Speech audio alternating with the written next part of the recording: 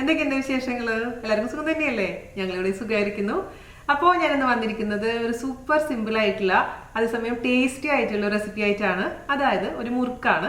മുറുക്ക് എന്ന് പറയുമ്പോൾ 2-3 തരത്തിലുള്ള മുറുക്ക് ഓൾറെഡി പോസ്റ്റ് ചെയ്തിട്ടുണ്ട്. ഇത് നമ്മുടെ തക്കാളി വെച്ചിട്ടുള്ള ഒരു അടിപൊളി മുറുക്കാണ് കേട്ടോ. അപ്പോൾ കുട്ടികൾക്കൊക്കെ വളരെ ഇഷ്ടപ്പെടുന്ന ഒരു മുറുക്കാണ്. അപ്പോൾ എന്താ പറയുക, ഞാൻ 2-3 പ്രാവശ്യം ട്രൈ ചെയ്ത് നോക്കിയപ്പോൾ എൻ്റെതായ ചെറിയ മാറ്റങ്ങളൊക്കെ വരുത്തിയിട്ടാണ് ചെയ്തിരിക്കുന്നത്. അപ്പോൾ എന്തായാലും നിങ്ങളൊന്ന് ട്രൈ ചെയ്ത് നോക്കുക. ഇഷ്ടമായിട്ടുണ്ടെങ്കിൽ മാക്സിമം വീഡിയോ ഷെയർ ചെയ്യുക, നമ്മളൊന്ന് സപ്പോർട്ട് ചെയ്യുക. അപ്പോൾ ഒട്ടും താമസിച്ചിട്ട് നമുക്ക് എങ്ങനെയാണ് രുചികരമായ തക്കാളി മുറുക്ക് തയ്യാറാക്കാം എന്ന് നോക്കിയിട്ട് വരാം. ഓക്കെ, അപ്പോൾ നമുക്ക് വളരെ എളുപ്പത്തിൽ അതേസമയം നല്ല ടേസ്റ്റിയും ക്രിസ്പി ആയിട്ടുള്ള മുറുക്ക് എങ്ങനെ തയ്യാറാക്കാമെന്ന് നോക്കാം. തക്കാളി വെച്ചിട്ട് സൂപ്പർ ആയിട്ടുള്ള ഒരു മുറുക്കാണ് ഉണ്ടാക്കാൻ പോകുന്നത് കേട്ടോ.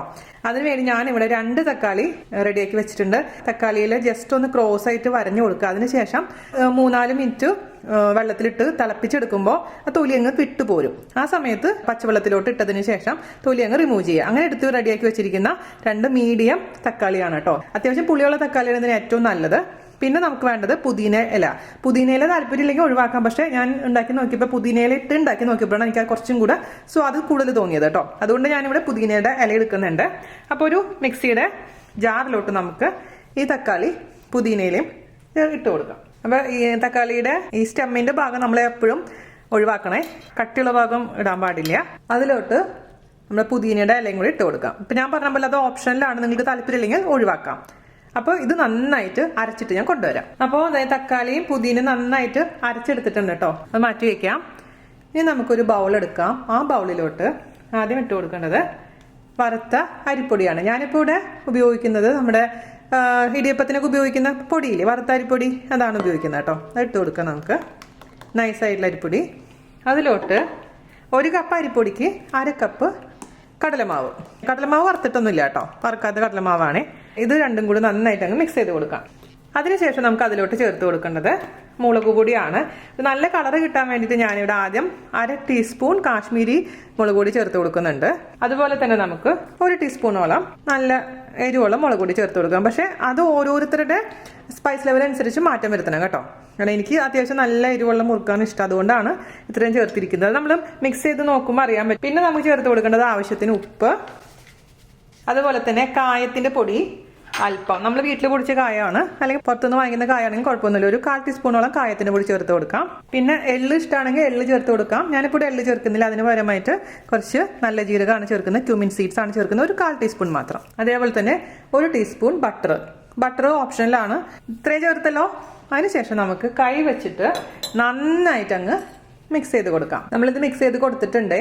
ഇനി ഞാനിവിടെ പുളി നോക്കിയപ്പോൾ, നമ്മുടെ തക്കാളിയുടെ പുളി നോക്കിയപ്പോൾ തക്കാളിയിൽ പുളി കുറച്ച് കുറവാണ്. അതുകൊണ്ട് ഒരല്പം ചെറുനാരങ്ങ നീര് ഞാൻ അതിലോട്ട് മിക്സ് ചെയ്യുന്നുണ്ട് കേട്ടോ. തക്കാളി മുറുക്കെന്ന് പറഞ്ഞ പുളിയില്ലെങ്കിൽ ടേസ്റ്റ് ഉണ്ടാവില്ല, അതുകൊണ്ട് മാത്രം. അപ്പം നിങ്ങളുടെ തക്കാളിക്ക് അത്യാവശ്യം പുളി ഉണ്ടെന്നുണ്ടെങ്കിൽ എക്സ്ട്രാ ചെറുനാരങ്ങ നീര് ഒഴിക്കേണ്ട ആവശ്യമില്ല. മിക്സ് ചെയ്ത് കൊടുക്കാം. അതിനുശേഷം ഈ പൊടികളിലോട്ട് അരച്ചു വെച്ചിരിക്കുന്ന തക്കാളി കുറച്ച് ഒഴിച്ചിട്ട് അങ്ങനെ മിക്സ് ചെയ്ത് കൊടുക്കാം. ഒരുപാടങ്ങ് ആദ്യം ഒഴിക്കണ്ട, കാരണം ചിലപ്പോൾ ഈ ജ്യൂസ് കൂടിക്കഴിഞ്ഞാൽ ബുദ്ധിമുട്ടാവും. അതുകൊണ്ട് കുറച്ച് അങ്ങ് ഒഴിച്ച് നന്നായിട്ട് അങ്ങ് മിക്സ് ചെയ്യാം. പോരാ, മൊത്തം ഒഴിച്ച് കൊടുക്കേണ്ടതായിട്ട് വരും. 2 മീഡിയം തക്കാളി കേട്ടോ. ഇനിയും പോരാൻ തോന്നുന്നുണ്ടെങ്കിൽ വെള്ളം ശരിക്കും കുഴക്കാൻ പറ്റില്ലെങ്കിൽ അല്പം വെള്ളം ചേർത്ത് കൊടുക്കാം. ഞാൻ നോക്കട്ടെ, മൊത്തത്തിൽ കുഴച്ച് നോക്കുമ്പോഴേ നമുക്ക് അറിയാൻ പറ്റുള്ളൂ. പക്ഷെ ഇത് കറക്റ്റാണ് കേട്ടോ. ഒരുപാട് വെള്ളമായി കഴിഞ്ഞാൽ ശരിയാവില്ല. ഇനി നമുക്കിതിലോട്ട് 1 ടേബിൾ സ്പൂൺ നല്ല ചൂടോട് കൂടിയിട്ടുള്ള നല്ലെണ്ണ അല്ലെങ്കിൽ സൺഫ്ലവർ ഓയിൽ ഒഴിച്ചു കൊടുക്കാം. നല്ല ചൂടോട് കൂടി ഒഴിക്കാൻ മറക്കരുത്. ഈ നമ്മുടെ മുറുക്ക് നല്ല ക്രിസ്പി ആയിരിക്കാൻ വേണ്ടിയിട്ടാണ് നമ്മൾ അങ്ങനെ ഒഴിക്കാൻ പറയുന്നത്. അതേസമയം നിങ്ങൾക്ക് അതിന് താല്പര്യമില്ലെങ്കിൽ ഒഴിവാക്കാം. അപ്പോൾ സ്പൂൺ വെച്ചിട്ട് വേണം മിക്സ് ചെയ്യാൻ കേട്ടോ. അപ്പോൾ നന്നായി കുഴച്ചെടുത്തിട്ടുണ്ടേ. തൊട്ട് നോക്കുമ്പോൾ ഉള്ളിലോട്ട് പോകാൻ വേണം, കൈ മുത്തി പിടിക്കാനും പാടില്ല. അതാണ് അതിൻ്റെ ഒരു പരുവം. നമുക്കിത് അടച്ചു വെക്കാം. മോൾഡ് എടുത്തിട്ടുണ്ട്. അതിലോട്ട് ഞാനിവിടെ സ്റ്റാറിൻ്റെ അച്ചാർ ഇട്ട് കൊടുത്തിരിക്കുന്നത് കേട്ടോ. അതായത് നമ്മുടെ എപ്പോഴും മുറുക്കൊക്കെ ഉണ്ടാക്കുമ്പോൾ ആ അച്ചാറിൽ ഉപയോഗിക്കുക. എടുത്തിട്ടുണ്ട്. ഇതിലോട്ട് നമുക്കൊരല്പം എണ്ണ ഓയിൽ തൂക്കി കൊടുക്കാം. ഉള്ളിലൊട്ടി പിടിക്കാതിരിക്കാൻ വേണ്ടിയിട്ടാണ്. അപ്പോൾ നമ്മൾ ടെസ്റ്റ് ചെയ്യാൻ വേണ്ടിയിട്ട് ചെയ്യുന്ന കാരണം ഒരല്പം മാത്രം ഇട്ട് കൊടുത്താൽ മതി. ഇതിൽ നിന്ന് ചെറിയൊരു പോർഷൻ എടുക്കുക.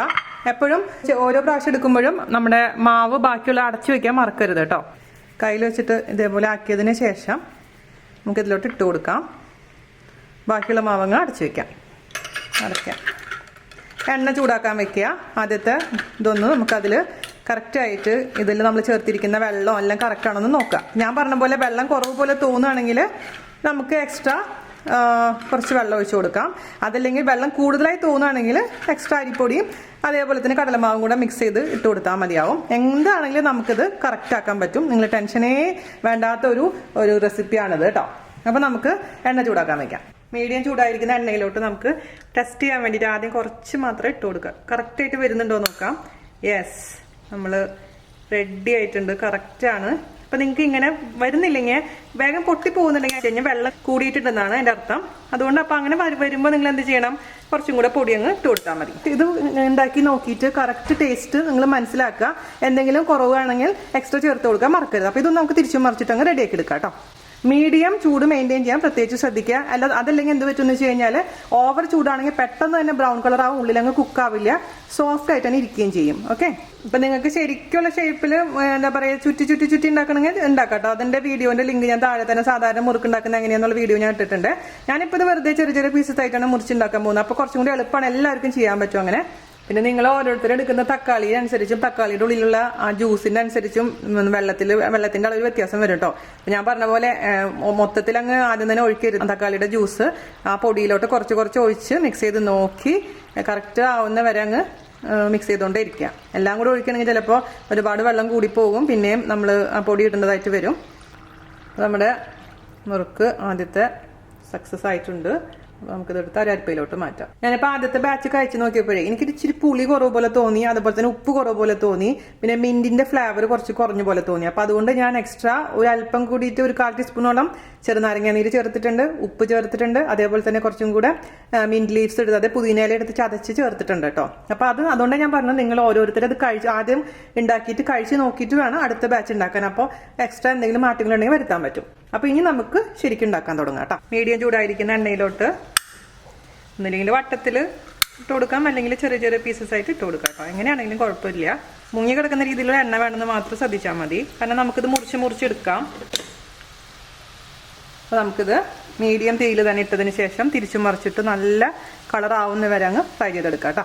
ഇട്ട വശം തന്നെ തിരിച്ചിടാൻ പാടില്ല, ജസ്റ്റ് ഒന്ന് റെഡിയാവണം. അല്ലെങ്കിൽ എന്ത് പറ്റുന്ന വെച്ചാൽ തിരിച്ചിടുന്ന സമയത്ത് അങ്ങ് പൊട്ടിപ്പോയാലും കുഴപ്പമൊന്നുമില്ല. എന്തായാലും നമ്മൾ മുറിച്ചിടുന്ന മുറുക്കാണത്. 2 മിനിറ്റ് കഴിഞ്ഞതിന് ശേഷം നമുക്ക് തിരിച്ചിടാം.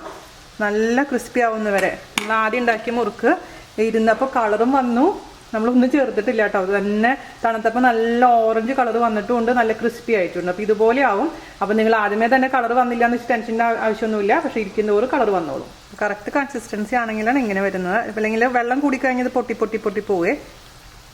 അപ്പോൾ അതിനനുസരിച്ച് ഞാൻ പറഞ്ഞില്ല, സൂത്രവിധികൾ പറഞ്ഞു തന്നിട്ടുണ്ടല്ലോ, എല്ലാ ടിപ്സും ഞാൻ നിങ്ങൾക്ക് ഷെയർ ചെയ്തിട്ടുണ്ട്. അപ്പോൾ നിങ്ങൾക്കത് കറക്റ്റാക്കി എടുക്കാൻ പറ്റും. യാതൊരുവിധ ബുദ്ധിമുട്ടില്ല ഈ മുറുക്കുണ്ടാക്കിയെടുക്കാൻ. നല്ലൊരു കളർ വന്നു കഴിഞ്ഞാൽ ഞങ്ങൾ കോരി മാറ്റി വെക്കാം കേട്ടോ. പിന്നെ ഇരിക്കും തോറും അതൊക്കെ നല്ല ക്രിസ്പി ആയിക്കോളും, കളറും വന്നോളും. ഇപ്പം തന്നെ കളർ വന്നിട്ടുണ്ട്, എന്നാൽ പോലും കുറച്ചും കൂടെ കളർ വരാനുണ്ട്.